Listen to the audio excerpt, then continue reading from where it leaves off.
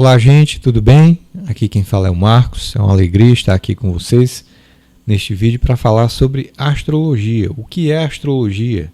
Como ela pode ser útil para você?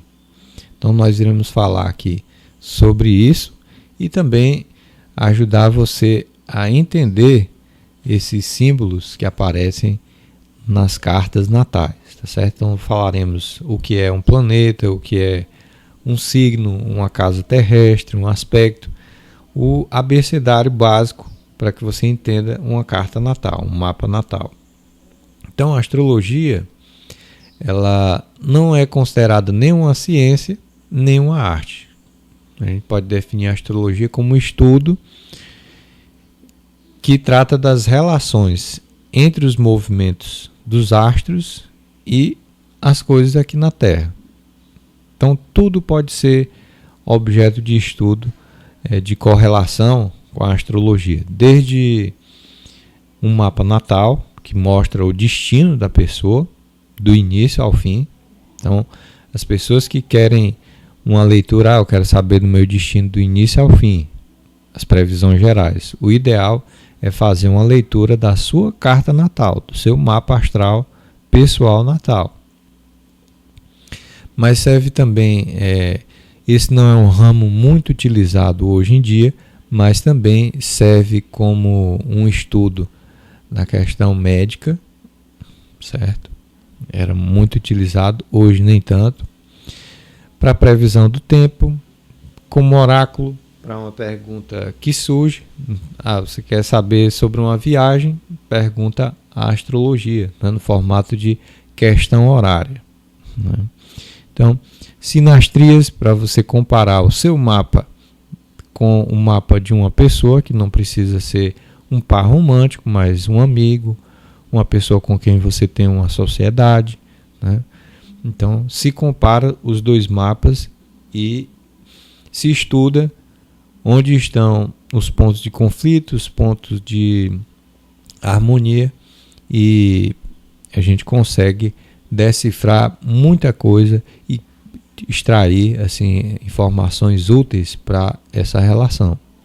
Então, a astrologia ela tem muitas utilidades. Ela é como um manual de instruções, né, que a gente pode acessar.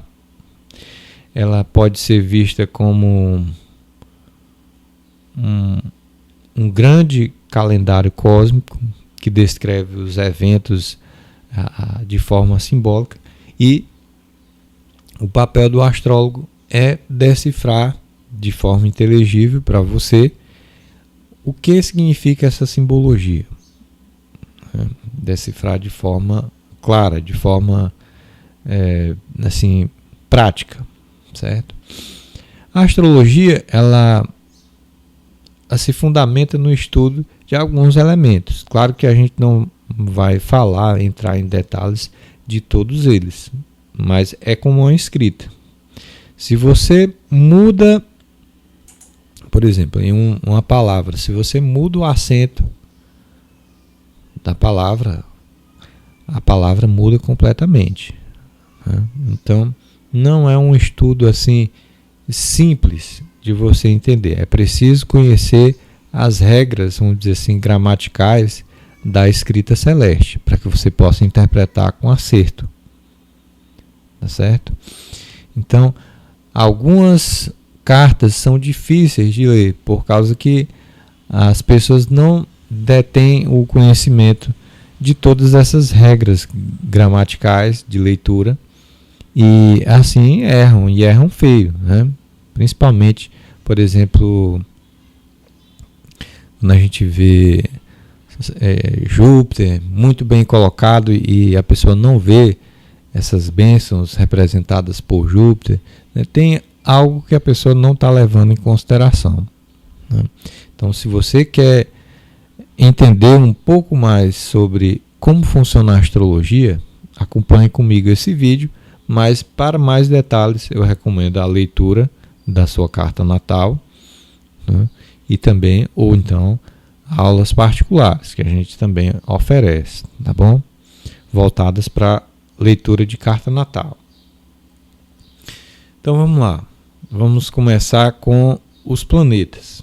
Vamos descrever aqui os 7 planetas principais. Você vai entender o que eles significam basicamente, universalmente. A gente tem aqui, começando do mais rápido, né, que é a Lua. A Lua que representa... Eu vou enfocar aqui a questão do mapa natal, certo? Tem outras atribuições, tem outros significados para a Lua, mas a gente vai focar aqui na carta natal. Então a Lua representa mulheres, a mãe, a esposa, principalmente em mapas noturnos, que não é o caso. Aqui essa linha que divide a mandala no meio, aqui representa o dia e aqui a noite. E quando o Sol está posicionado acima da linha do horizonte, que é esta, o mapa é chamado de mapa diurno. Isso tem inúmeras consequências na leitura do mapa. Quando o mapa é diurno, a gente interpreta os astros de uma forma. Quando o mapa é noturno, de outra, completamente diferente, né? Por causa da chamada seita. Pois bem, então a Lua, geralmente ela representa a mãe, né, no mapa noturno, mas também pode ter variações sim, porque existe uma questão de preferência. Aqui, como a casa 10 tem câncer, que lembra a mãe, aí se dá preferência para ser representante da mãe a própria Lua, né? E não Vênus, como seria o caso aqui. Então Vênus, quer dizer, a Lua representa mulheres, água, representa imagem, representa álcool e um monte de coisa ainda, certo? Nós temos aqui Mercúrio, que é o mensageiro, que representa a comunicação, a nossa habilidade de se comunicar, de escrever, né? A gente tem Vênus, que representa as coisas prazerosas da vida, representa também mulheres jovens, geralmente. A esposa pode representar a esposa, pode representar uma irmã mais nova, mulheres de um modo geral. O amor, como a pessoa se relaciona com o amor, né? Temos aqui o Sol, que representa a figura paterna, representa figuras de autoridades também, né? E nosso potencial criativo também. A Lua, por exemplo, representa também a memória, o Mercúrio, o intelecto. Marte, ele representa, dentre outras coisas, figuras masculinas, representa também conflitos, brigas, ação, cortes, acidentes.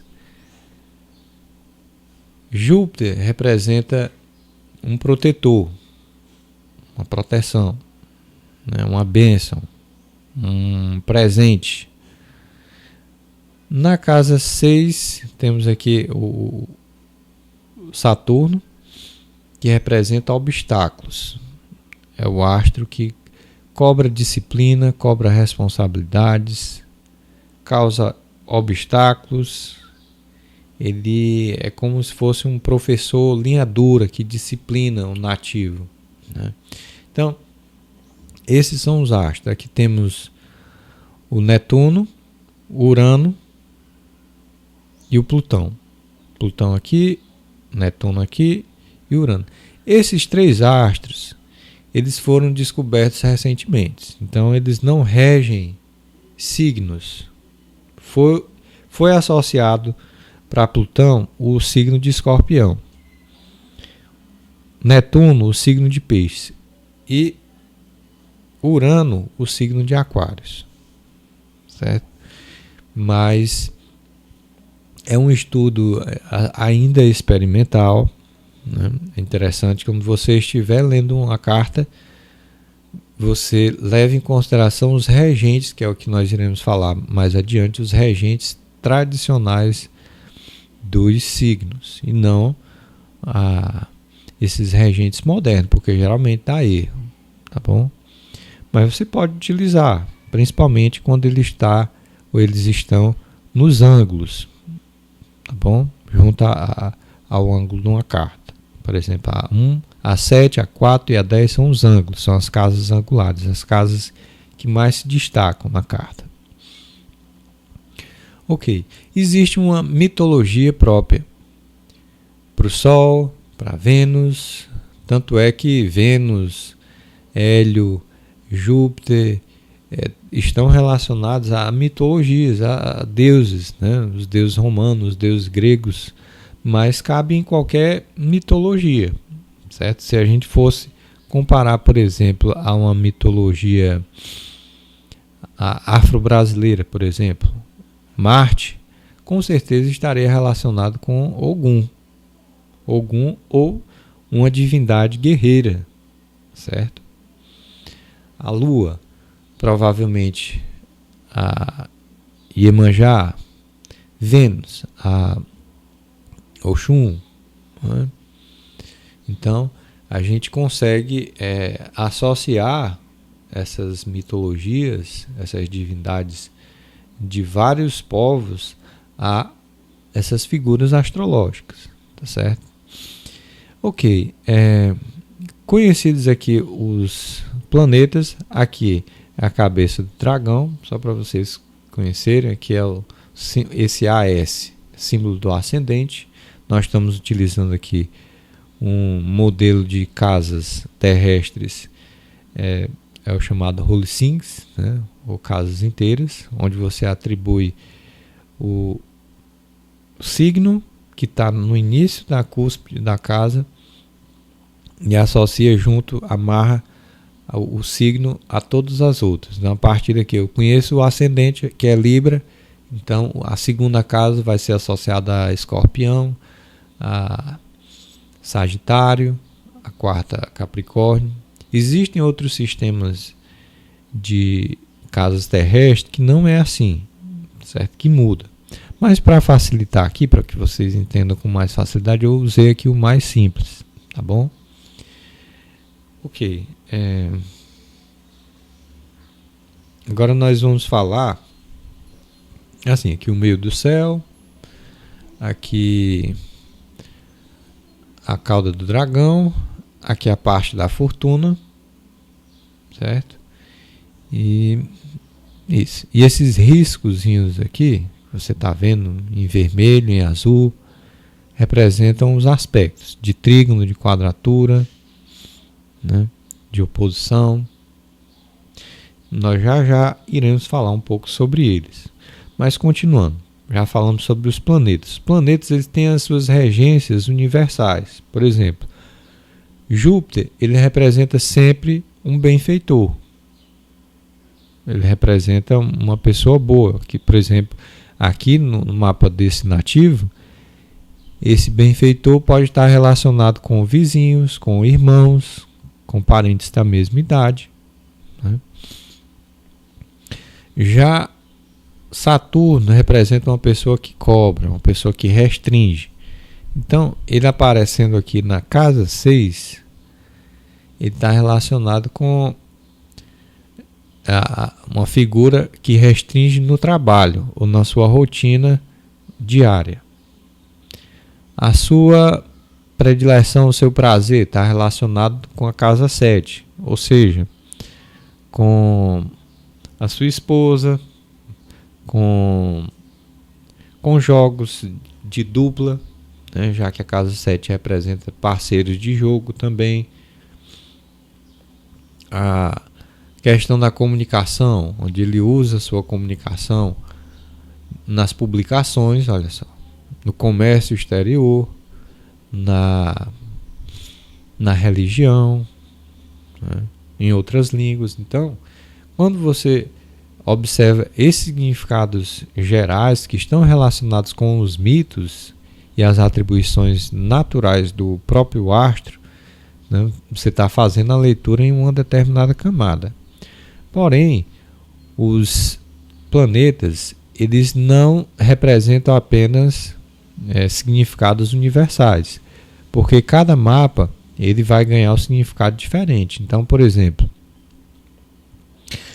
nesse mapa, o ascendente é Libra.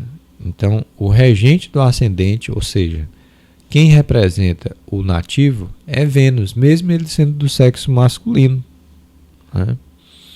Então, isso vai fazer com que o nativo seja um pouco hedonista, não que ele necessariamente seja uma mulher, certo? Mas tem modos gentis, modos agradáveis, até femininos, né? Por causa da questão de Vênus.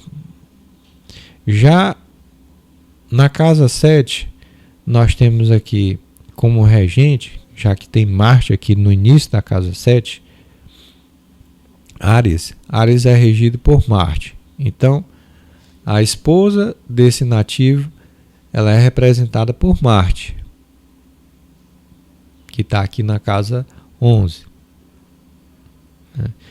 Então, existe a regência universal e a regência particular. No caso, isso vai depender da cúspide de cada casa, já que cada casa terrestre, que é isso que a gente vai falar agora, ela representa um assunto e também pessoas específicas no mapa. Por exemplo, a 1 representa o próprio nativo, a 2 representa o seu dinheiro ou um padrinho, um conselheiro, 3 representa seus irmãos, mas representa também viagens curtas, 4 representa a sua família, principalmente o pai. Assim, aí, por exemplo, aqui você não tem nenhum astro, né? Na casa 1 não tem nenhum astro, só tem Libra aqui. Então, para você completar o significado dessa casa, você não vai observar apenas o signo, mas o signo, o regente desse signo e os aspectos que ele forma. Certo? Então, por exemplo, aqui, casa 1 está vazio. Significa que o nativo não tem corpo físico? Não, de jeito nenhum. Mas que o corpo físico dele, ele é representado por Vênus, que está aqui na casa 7. Por estar aqui na casa 7, tem um número de significados. Por exemplo, a pessoa que tem o regente da 1 na 7 significa uma pessoa que as pessoas facilmente se utilizam dos seus recursos, da sua boa vontade, da sua energia, das suas ações, né? Então, a esposa desse nativo, ela se serve desses recursos dele, né? Por causa que Vênus está representando Libra. Cada planeta tem as suas casas, as casas zodiacais. É como, por exemplo, Vênus é dona de Libra, mas por um momento ela precisa fazer uma viagem, né? Precisa fazer uma viagem, ela continua sendo a dona da casa de Libra, mas está posicionada em outra casa, na casa de Marte, porque Marte, quer dizer porque Áries é regido por Marte. Então, ela está na casa, essa Vênus aqui está na casa de Marte. E Marte, por sua vez, está na casa do Sol, porque Leão é regido pelo Sol. E o Sol, por sua vez, está na casa de Vênus, que é Touro. Existe uma maneira de você identificar a motivação dos personagens na roda zodiacal baseado nisso, onde os regentes das casas estão projetados. Então a motivação desse nativo aqui está muito relacionado com a casa 7, certo? muito relacionado com a casa 7, além das atribuições naturais de Libra. Então, agora nós iremos falar sobre os signos.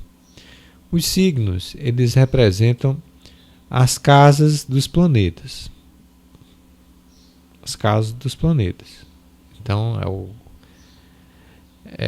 para você entender, por exemplo, quando você tem um astro que está posicionado em uma determinada casa, ele está ocupando ela, mas ele não é o dono dela, a não ser que ele seja o regente dela. Por exemplo, Vênus. Vênus, ela não é dona de Áries, é dona de Touro e de Libra. Mas, por exemplo, aqui nós temos Júpiter em Sagitário. Então, esse Júpiter aqui, ele está na sua própria casa, certo? Então, ele não está fora dos seus domínios. Se ele tivesse em Peixe, também estaria dentro dos seus domínios. Júpiter tem duas casas, tem Sagitário e tem Peixes. Saturno tem duas casas também, que é Aquários e Capricórnio. Então, se você vai analisar uma casa astrológica e tem lá um signo sem nenhum planeta, você vai levar em consideração onde está o planeta. Por exemplo, aqui na casa 4, que é Capricórnio, regido por Saturno, você vai observar onde está o Saturno e o que é que ele está fazendo, certo? Quanto mais dignidade um astro tem, a gente vai falar um pouco aqui também sobre dignidades planetárias.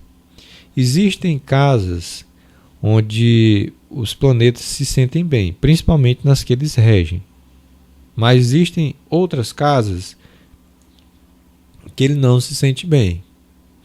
Não é que o planeta ele seja ruim de todo, mas ele não se manifesta de forma confortável. Por exemplo, o astro em exílio, que é no caso aqui Vênus na casa 7, ele se manifesta de forma evasiva, porque é um astro em exílio.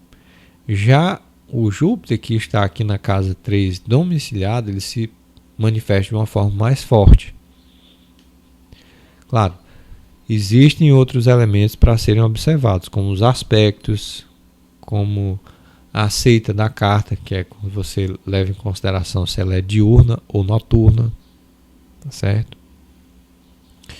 Mas existem dignidades planetárias boas e ruins, certo? Por exemplo, a dignidade planetária de domicílio é a mais forte. Aí depois vem a exaltação. Por exemplo, se Júpiter estivesse posicionado em Câncer, ele estaria exaltado. Então, representa uma atualização para melhor naquele assunto. Se Júpiter ele está em Capricórnio, ele já está em queda. Então, geralmente representa uma atualização para pior. Astros em exílio, como eu disse, sempre representam um tipo de escapismo, de fuga. Um astro peregrino, onde ele não está nem domiciliado, nem está exaltado, nem está em queda. Tem também as triplicidades, tem os graus, por exemplo, os graus menores, onde você vai observar, por exemplo, se Júpiter ele está, deixa eu ver aqui, Vênus ele está aqui nesse grau, aproximadamente aqui entre 10 em diante, aqui ele já teria uma certa dignidade, porque estaria no grau de Vênus. Então existe todo uma regra de interpretação dessas simbologias, mas basicamente é isso. As dignidades planetárias elas se referem a isso. Se o planeta fica bem naquele signo ou não. Existem as dignidades também não essenciais, mas as acidentais, que se referem ao posicionamento dos astros por casa, já que existem casas que o astro ele age com mais intensidade, por exemplo, a casa 4, a 1, a 7, a 10 são casas onde o astro ele fica em evidência. Então ele age com mais força. Já as casas sucedentes, que é a 2, a 5, a 8, a 11, já representa-se uma atuação mediana do astro. Já na casa cadente, representa uma atuação assim menor ainda, porque um astro cadente ele vai atuar de forma mais assim como estivesse na periferia de uma cidade, enquanto que um astro angular estivesse assim num bairro bem centralizado, perto de tudo, né? Então é isso. Então, na leitura de uma carta natal, você precisa levar em consideração também os aspectos. Por exemplo, se eu quero analisar, começando aqui do ascendente, Libra. Então, casa 1 representa que tipo de coisa? Representa o próprio nativo, a sua motivação primária, o que motiva ele a agir, né? A sua percepção do mundo. Então, Libra gosta muito dessa questão de ser uma ponte, de ser mediador, gosta de arte, dos prazeres, da vida social, entre outras coisas, né? É um signo de ar, um signo sociável, é um signo cardinal, isso dá muita iniciativa, vontade de agir para o nativo. E o seu regente, que é Vênus, ele está posicionado na casa 7, ou seja, mostrando um interesse particular sobre os assuntos de casa 7, que são cônjuge, que é a questão como eu falei, das parcerias, também representa o sexo, né? Então, agora a gente observaria também a questão dos aspectos. Então, quais são os aspectos? Deixa eu colocar aqui esse gráfico para a gente visualizar melhor. Quais são os aspectos de Vênus? Nós temos aqui Vênus fazendo uma quadratura com a Lua. Então, quem representa a Lua? Quadratura é um aspecto de comunicação difícil. É o segundo mais difícil aspecto. O mais complicado é a oposição. O segundo mais difícil, mas que ainda pode ser conciliado, é a quadratura. Então a gente tem aqui Vênus conversando. Suponhamos que a carta natal é uma peça de teatro. Então nessa peça de teatro tem os personagens, tem os atores, que são os planetas, os personagens das quais ele se veste, no caso são os signos, e os aspectos são os diálogos nesta peça. Então aqui a gente vê ele conversando de forma difícil com essa lua. Essa lua que por sua vez representa a sua mãe. Certo? Então seria assim, existe a comunicação com a mãe dele.